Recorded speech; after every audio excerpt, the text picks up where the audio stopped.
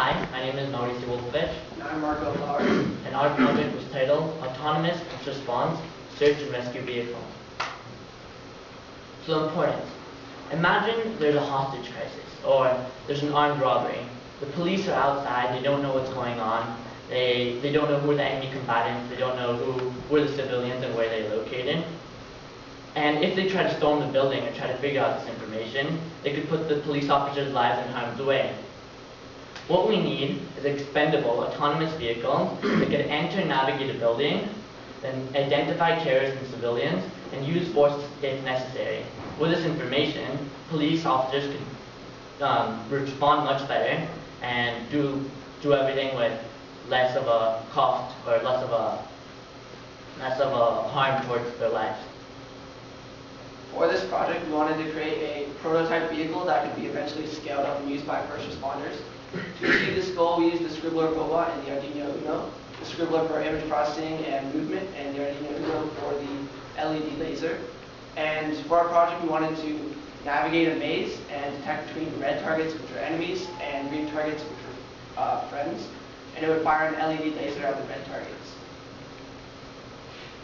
The hardware that we used was an IPRE Blue 2, which was basically like the CPU or the control board of the Scribbler robot, which was like the vehicle. And then a Arduino Uno, which controlled a blue LED, which was like a laser that kind of like pointed and shot at targets. And we used two different ecosystems. We used like Python, on the hand we used like the Scribbler, on the other hand we used Arduino. So we used a photoresistor, which would basically, a small LED would turn on the Scribbler, and the photoresistor would pick that up, and that would tell the Arduino to fire the laser. For the software to code the Scribbler, we used the Python programming language in the Calico integrated development environment, and the Mauri library for all the commands. And for the Arduino, we used the Arduino programming language. So for our algorithm, at the beginning of each hallway, it takes a picture and it splits that picture up into 3 columns. And 3 columns correspond to the front wall and then right and left walls. And it checks to see if there are targets in each of those columns. And if there is a target, it's going to check that column repeatedly as it moves down the hallway. And when it gets close enough to that target, for the red target, it will center using the average XL on the red pixels. And then it will fire the LED lasers with the photoresistor. For the green target, it will just be, once it detects all the targets and finishes its job in each hallway, it will use optical sensors to navigate to the next hallway, and then the code will repeat. So here's some of our code. On the right side, we have the beginning of the hallway code, where it takes a picture and splits it up into 3 columns. Here, checking for red pixels, and below, checking for green pixels. On the left block of code, we have some image processing, which detects the red target, and finds its center and adjusts the Scribbler accordingly. So what we learned Python, Arduino C, how to troubleshoot and debug, time management, teamwork. Most of all, we learned adaptability, especially regarding our shooter. We want like an automatic shooting mechanism which we didn't have to recharge all the time. And we went through lots of different ideas, but we finally stayed with ours, like due to time constraints and different things. And yeah. Here's a video of our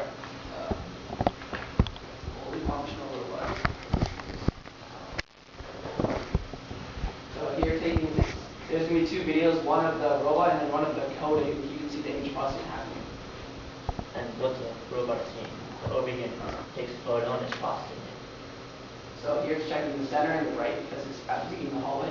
It saw the green and red target. And so here it finds it and it's centering it. Got enemy combatants. That's centered and shot. And now it's going to advance. It's going to get a green target. It recognizes it and then just moves along because it saw it's missing. So it finds the red target in the middle. And then here you can see it all the way up to the red target. So now it started centering. Center. Shoot.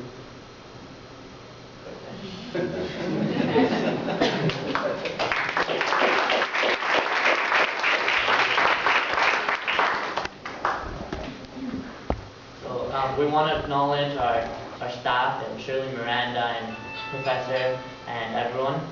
Any questions or comments? Thank you.